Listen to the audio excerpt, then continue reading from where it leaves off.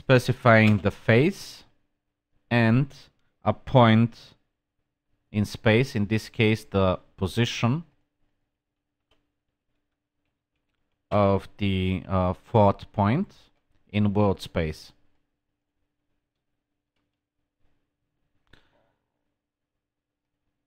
This value can be used to easily calculate back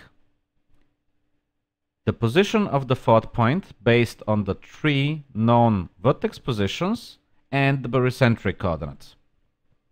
So for example, we can take the first vertex,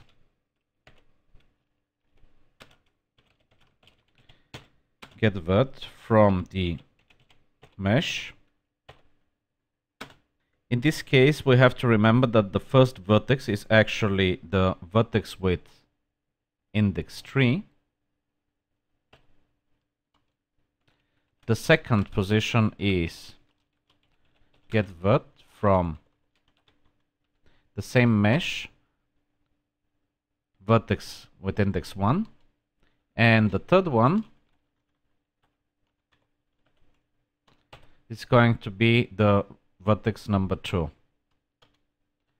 Now, having those 3 vectors, we can multiply the first vector by the x component of the barycentric coordinates and then add the second vertex position multiplied by the y by the second barycentric coordinate component and add the third position multiplied by the z. If you would take a look at the position of the object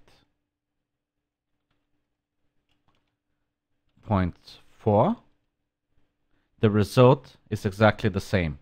That means we calculated the position of the point using the 3 known vertex coordinates and the barycentric coordinates.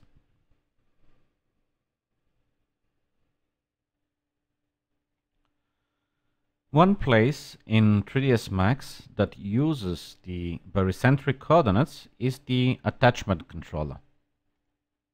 Let's create another point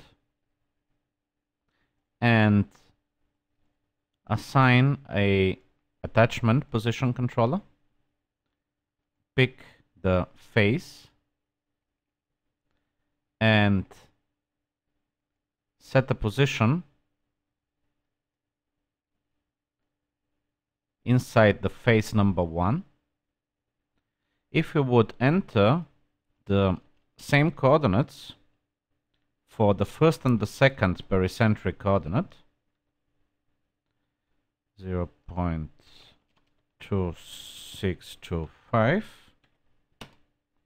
then the attachment controller places the attached object exactly at the same position as our fourth point that we were using in the previous example.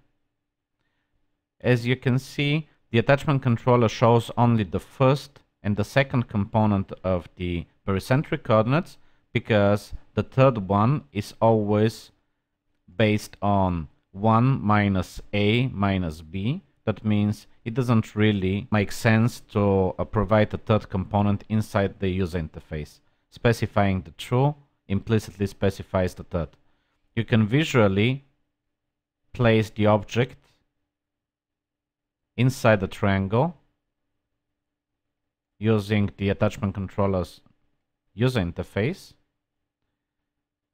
and the values that you see are the same as the ones displayed in our text object below the triangle.